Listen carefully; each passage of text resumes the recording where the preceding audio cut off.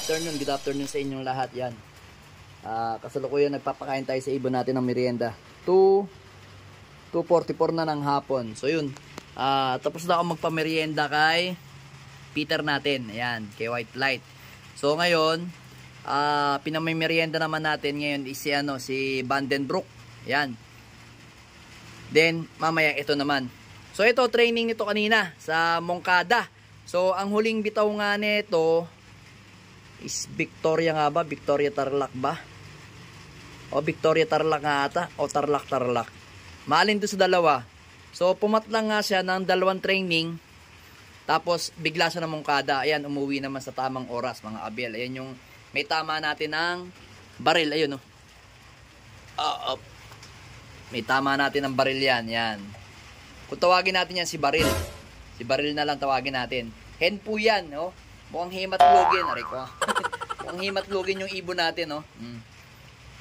Binigyan ko rin niya ng mga abel na supplement ngayon dahil nga nag-training siya kanina, then pinakain ng anak ko kanina ng tanghali, mga 11:30 siguro kasi kararating ko lang, umalis kasi ako eh.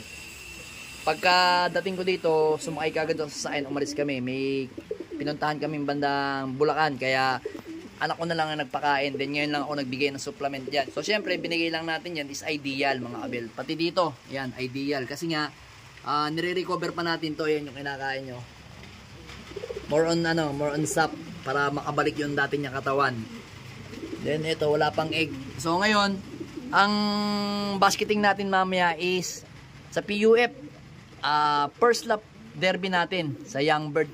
Then second lap natin ng All Bird category mga abel. So yun nga, nabanggit ko na nga sa isang vlog na may mga kategorya tayong sasalihan na 5 laps KO 250, bale 250 plus Young Bird 500, then KO 300, then Patibayan 100, bale 900 nga babayaran natin dito mamaya kay Peter White Flight. So ngayon, bukas naman alam ko pan race na ng BBC. So non-stop nga yan. Pag nagkarga ako ng Webes, sunod niya ang Biyernes, kargahan na naman PUF. Then Saturday naman, kargahan uli ng BBC. So first stop nga ng pan race. So hindi nga natin alam kung alin ang ilalaban natin sa dalawa. Yan, yung ito ba or ito. So ngayon, kasi hindi talaga tayo hirap talaga tayo ngayon mamili sa ibon.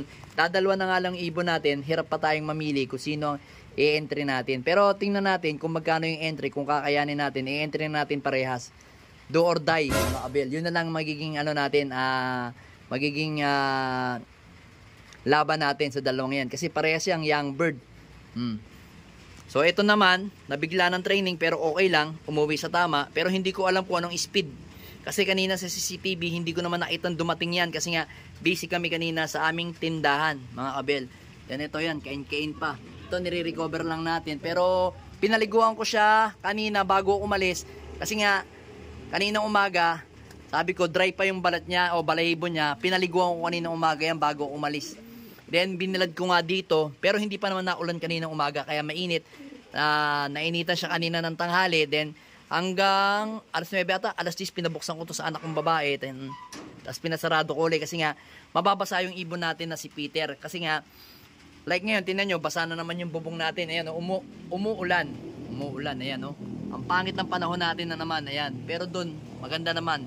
Pero papuntang Bataan na tayo, o Makabebe Masantol, pangit ng panahon, yan, Ewan ko na sa Maynila, parte ng Manila, kung pangit ang panahon. So ngayon, bantay sarado ako sa ibong ko. Nilalagyan ko nga ng pop tray itong pinakapintuan para hindi umanggi. Kasi possible kasi yung ibon natin na yan, yung mga ibang ibon dito, baka biglang maligo sa ulanan. Kaya nakasarado rin yung ating EBR ring dalawa, isa at saka ito. Kasi magbibilad sila dyan sigurado. So ayaw ko naman kasi kahapon, pinakwalan ko naman yung mga ibon natin, mga Young Bird. Naligo sila sa ulan. Ito nga mga abel, gumaganda na nga itong ibon natin na to. Kita nyo mga abel. Gumaganda na to.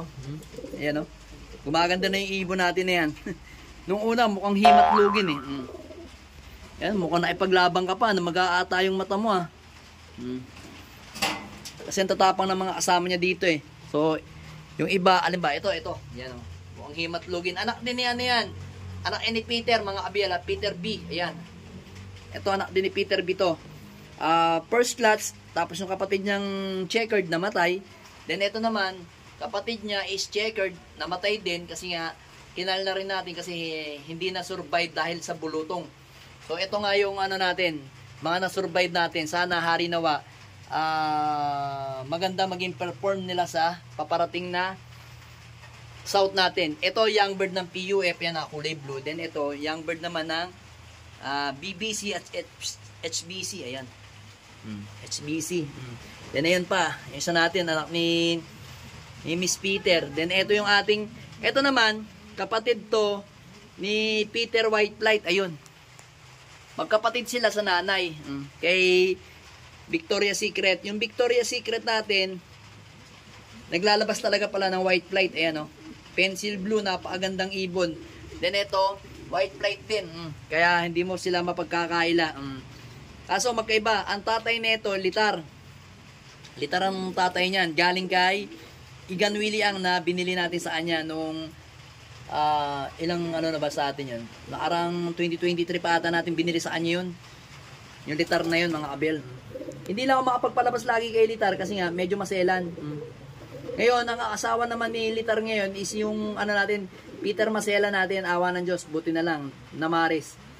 So lalagyan din natin ng young bird yun. Hahanap lang tayo kung saan siya available na pwedeng isalpakan. Kasi may mga nakaset up na kasi ako. So hindi ko expecting na yung tatay nito na si litar is paparis kay ano, kay Maselan. Kaya hinayaan ko na lang.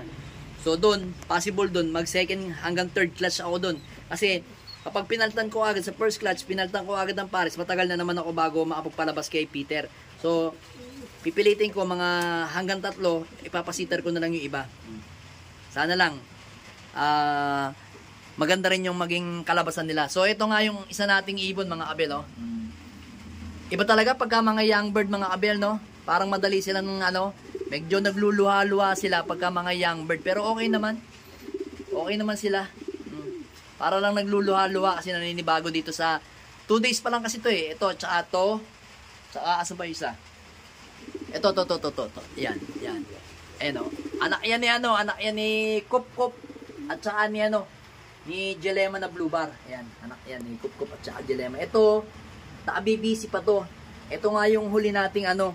Ay hindi, meron pa pala akong isang huling young bird ng BBC. Andun yung kulay ano natin, yung isa nating black check, nandun pa, yun, nasa baba na yun. Kasama siya ng mga yun, nasa baba, kulay dilaw na ano. Isa doon is young bird pa ng BBC. Sana maihabol natin. Kung hindi naman okay lang, marami pa namang karerang darating, pwede natin i-summer. Kailangan kasi mga tinamaan kasi ng bulutong. Kung hindi lang tinamaan sila ng bulutong, malamang mga nagrorondahan na sa atin yan, mga abel. Ito abangan nyo. Dalawa pala silang huling anak ni Peter Vicentino Cross. Ito sa ano natin, sa NPL natin. Asan yung isang kapatid mo? Asan yung isang kapatid niya? Isa, dalawa.